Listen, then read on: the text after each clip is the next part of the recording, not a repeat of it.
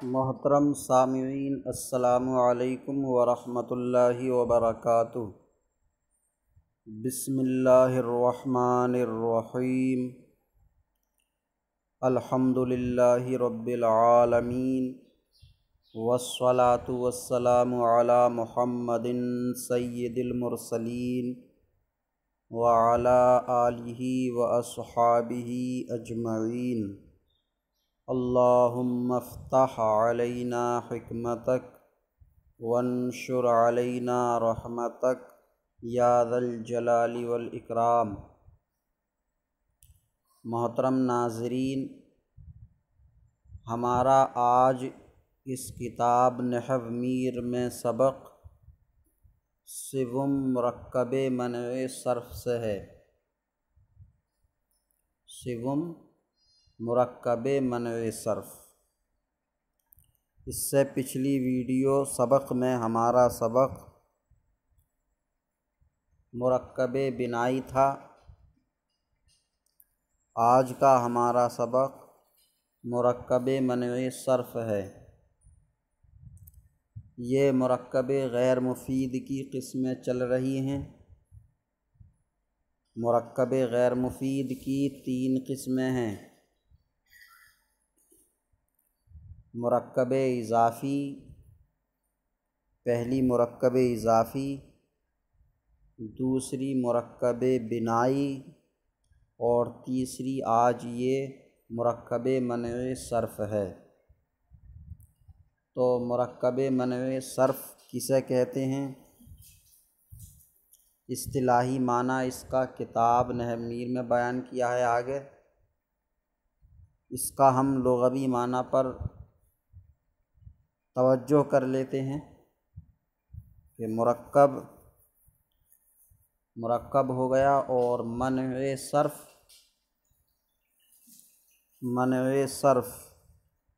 منع کا معنی روکنا، منع یمنع منعا روکنا ہوتا ہے، اور صرف منصرف ہونا، منصرف تو منصرف ہونے کی رکاوٹ کا مرکب۔ منع معنی روک، رکاوٹ، روکنا، تو صرف کی رکاوٹ کا مرکب، یا منع کا معنی غیر کر دیں اور صرف ہے ہی صرف، تو غیر منصرف مرکب، غیر منصرف مرکب سیدھا سیدھا ہو جائے گا، غیر منصرف مرکب۔ اب اس مرکب کا نام غیر منصرف مرکب کیوں رکھا گیا؟ اور غیر منصرف مرکب کا مطلب کیا ہے؟ تو وہ مطلب اس کا یہ ہے کہ وہ مرکب جس کا آخر والا جز، مرکب میں کم سے کم 2 جز ہوں گے، تو مرکب منع صرف غیر منصرف مرکب، یعنی وہ مرکب جس کا آخر والا جز غیر منصرف ہوتا۔ پورا مرکب غیر منصرف نہیں ہوگا، بلکہ اخیر والا جز غیر منصرف ہوگا، اخیر والا جز۔ تو مرکب منع صرف، منع کا معنی غیر اور صرف کا معنی صرف، تو منصرف، غیر منصرف مرکب۔ اور ایک یہ کہ منع مصدر حاصل مصدر کے معنی میں ہو، تو صرف کی روک کا مرکب، صرف کی روک کا، یعنی منصرف ہونے کی روک کا مرکب۔ روک کا مرکب مطلب منصرف ہونے کو روکنے والا مرکب، منصرف ہونے کو روکنے والا مرکب۔ اضافت کے بہت سارے مطلب اور معنی ہوتے ہیں۔ تو منصرف ہونے کی روک کا مرکب، اس طریقے کا محاورہ اردو میں کہاں ہے؟ منصرف ہونے کی روک کا مرکب مطلب منصرف ہونے کو روکنے والا، اس طریقے کا محاورہ اردو میں۔ تو جیسے کہا جاتا ہے کہ فلاں محبت کا آدمی ہے، فلاں بہت محبت کا آدمی ہے، محبت کا آدمی۔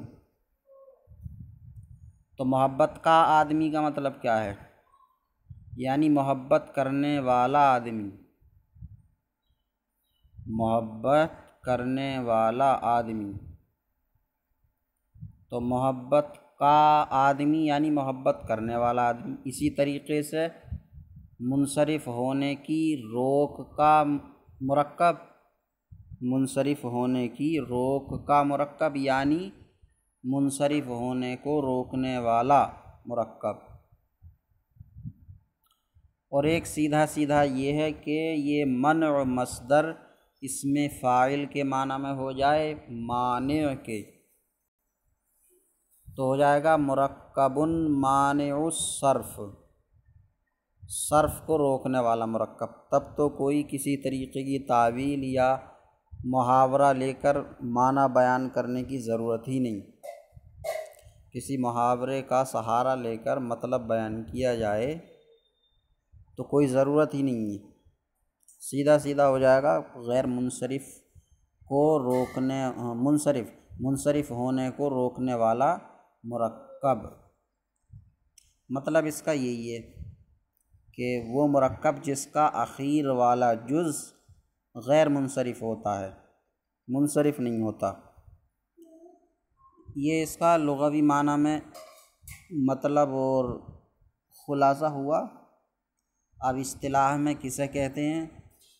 وَأُو آست کہ دو اسم را یکے کردہ باشند، دو اسم را یکے کردہ باشند۔ اب دو اسم ہیں اس میں، اور وہ مرکب غیر مفید ہے کہ دو اسموں کو ایک کر دیا گیا ہو، اور وہ مرکب غیر مفید ہے کہ دو اسموں کو ایک کر دیا گیا ہو۔ اب اس میں دو اسم ہیں، دو اسم کردہ باشد، تو باشند ہونا چاہیے قاعدے کے حساب سے، کیونکہ دو اسم یہ جمع ہو گیا فارسی میں، تو اس کے لحاظ سے باشد نہیں بلکہ باشند ہونا چاہیے۔ تو اور وہ مرکب غیر مفید ہے کہ دو اسموں کو ایک کر دیا گیا ہو، وہ اسم دوم متضمن حرف نباشد، اسم دوم متضمن حرف نباشد، اور دوسرا اسم کسی حرف کو شامل نہ ہو، دوسرا اسم کسی حرف کو شامل نہ ہو، یعنی دوسرے اسم میں کسی حرف کا معنی شامل نہ ہو، جیسا کہ مرکب بنائی میں تھا کہ دوسرے اسم میں ایک حرف کا معنی شامل تھا، دو اسموں کو یوں ہی ایک کر دیا گیا ہے، بس اس میں اور کچھ نہیں کہ کسی حرف کا معنی ہے یا نہیں ہے۔ مثال جیسے بالابک، بالابکو، چوں بالابکو و حضرموتو، جیسے بالابک اور حضرموت یہ دونوں ہی شہروں کے نام ہیں، دونوں ہی شہروں کے نام۔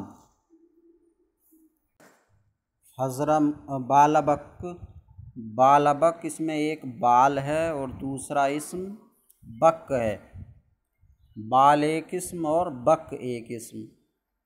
دونوں اسموں کو ملا کر شہر کا نام کر دیا گیا۔ بال یہ ایک بت کا نام ہے، بت کا نام تھا بال، اور بک اسی بت کے پجاری کا نام، اس بت کے پجاری اور اس شہر کے بانی کا نام، تو دونوں کو ملا کر ایک شہر کا نام کر دیا گیا بالابک۔ تو اس میں بالابک، بک جو اس میں ہے اخیر والا، یہ غیر منصرف ہے۔ حضرموت،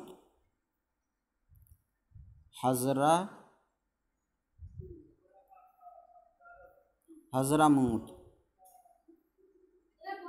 اور موت دونوں ہے، حضرموت بھی اور حضرموت بھی، یہ بھی ایک شہر کا نام ہے۔ اس میں حضر ایک الگ اسم ہے اور موت یا موت یہ الگ اسم ہے۔ اب اس شہر کا یہ نام پڑھنے میں ہو سکتا ہے یہ وجہ رہی ہو کہ اس وقت کسی وقت میں اس شہر میں موت کا حضر یعنی موت کی مہاماری رہی ہو، کسی وقت میں اس شہر میں مری پڑی ہو،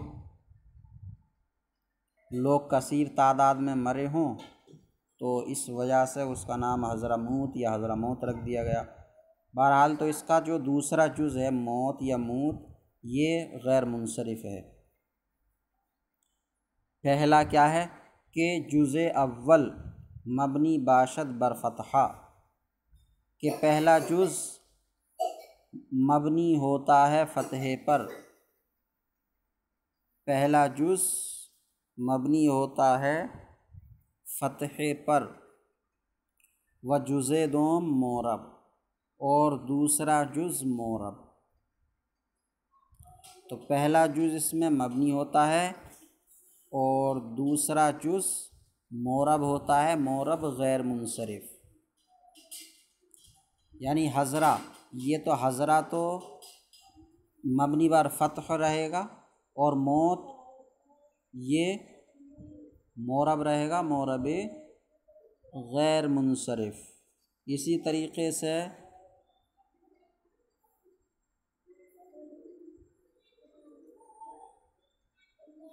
بالابک میں بالا یہ مبنی بر فتح رہے گا اور بک کو یہ مورب رہے گا غیر منصرف۔ تو اگر تینوں حالتوں کی مثال بنانا ہو تو اس طرح کہا جائے گا کہ جانی بالا بکو، پہلے جو اس کو مبنی اور دوسرے کو مورب۔ اب فاعل ہے تو دوسرا جز مرفوع ہوگا، تو جانی بالا بکو رائی تو بالا بکا، رائی تو بالا بکا۔ اب مفعول بھی ہے تو دوسرا جز منصوب رہے گا بالا بکا، اور مررتو بے بالا بکا، پہلا جز تو مبنی بر فتح رہے گا اور دوسرا جز مجرور کسرے کے ساتھ، کیونکہ غیر منصرف مجرور فتحے کے ساتھ ہوتا، دوسرا جز مجرور رہے گا فتحے کے ساتھ، کیونکہ غیر منصرف فتحے کے ساتھ مجرور ہوتا ہے، تو مررتو بے بالا بکا۔ اسی طریقے سے جاءنی حضرموتو رأیتو حضرموتا و مررتو بے حضرموتا، کہ پہلا جز مبنی ہوتا ہے فتحے پر اکثر علماء کے نزدیک، اکثر علماء اس کو مبنی قرار دیتے ہیں، بعض لوگ پہلے جز کو بھی مورب قرار دیتے ہیں، اور دوسرا جز مورب غیر منصرف۔ بداں کے مرکب غیر مفید ہمیشہ جز جملہ باشد، تم جان لو کہ مرکب غیر مفید ہمیشہ جملے کا جز ہوتا ہے، مرکب غیر مفید ہمیشہ جملے کا جز۔ مرکب مفید چاہے وہ مرکب غیر مفید چاہے وہ مرکب اضافی ہو یا مرکب بنائی ہو یا مرکب منع صرف ہو، یہ تینوں جملے کا جز بنتے ہیں۔ جملے کا جز کیا ہے؟ فاعل، مفعول اور مبتدا، خبر، یہ سب بنتے ہیں۔ یہ تو جان لو کہ مرکب غیر مفید ہمیشہ جملے کا جز ہوتے ہیں۔ مرکب اضافی جو ہے مضاف مضافلے سے مل کے جملے کا جز بنے گا، کہ مضاف اپنے مضافلے سے مل کے مبتدا ہوا، یا مضاف اپنے مضافلے سے مل کر خبر ہوئی، یا مضاف اپنے مضافلے سے مل کر فاعل ہوا یا مفعول ہوا۔ تو اور یہ جو ہیں مرکب بنائی یا مرکب منع صرف، یہ یوں ہی ڈائریکٹ مبتدا، خبر، فاعل، مفعول بھی وغیرہ بنیں گے۔ مثال پیش فرما رہے ہیں ہر ایک کی۔ پہلی مثال مرکب اضافی کی ہے جو جملے کا جز بن رہا ہے، دوسری مثال مرکب بنائی کی ہے، اور تیسری مثال مرکب منع صرف کی ہے۔ تو جیسے غلام زید قائم، یہ زیدن ہے، زیدن غلط لکھا ہے اس میں، غلام زید قائم، زید کا غلام کھڑا ہے۔ تو اس میں غلام و زیدن یہ مرکب اضافی ہے، تو غلام و مضاف اور زیدن مضافلے، مضاف اپنے مضافلے سے مل کر یہ جملے کا جز مبتدا بنا، مبتدا، اور قائم خبر۔ تو اس میں غلام و زیدن قائم میں مرکب اضافی جملے کا جز ہوا، یعنی مبتدا۔ عندی 11 درہمن، میرے پاس، عندی میرے پاس، 11 درہمن درہم ہیں، میرے پاس 11 درہم ہیں۔ اس میں عندی یہ خبر ہے، کبھی خبر مبتدا سے پہلے بھی آ جاتی ہے، تو عندی خبر ہے۔ بچوں کو سمجھانے کے لیے خبر بول رہا ہوں۔ تو عندی خبر ہے، اور 11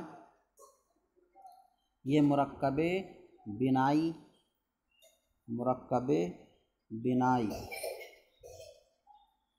اور درہمن یہ اسی مرکب بنائی کا بیان ہے۔ 11 کیا چیز ہیں، 11 کیا چیز ہیں، تو یہ اسی کا بیان ہے۔ مرکب بنائی کو ممیز اور اس کے بیان کو تمیز کہتے ہیں۔ مرکب بنائی کو ممیز اور اس کے بیان کو تمیز۔ تو 11 یہ مرکب بنائی ممیز اور درہمن اس کی تمیز۔ تو ممیز اپنی تمیز سے مل کر یہ جملے کا جز بنا مبتدا، 11 ممیز اور درہمن تمیز۔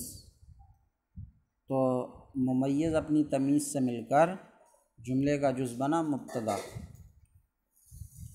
تو مرکب اضافی مضاف مضافلے سے مل کر جملے کا جز بنے گی، اور مرکب بنائی اپنی تمیز سے مل کر، اپنے بیان سے مل کر جملے کا جز بنے گی۔ اور جا بالا بکو، یہ جا بالا بکو ہونا چاہیے، بکا لکھا ہے، بکا نہیں ہونا چاہیے۔ جا بالا بکو، بالا بک آ گیا، شہر بالا بک آ گیا۔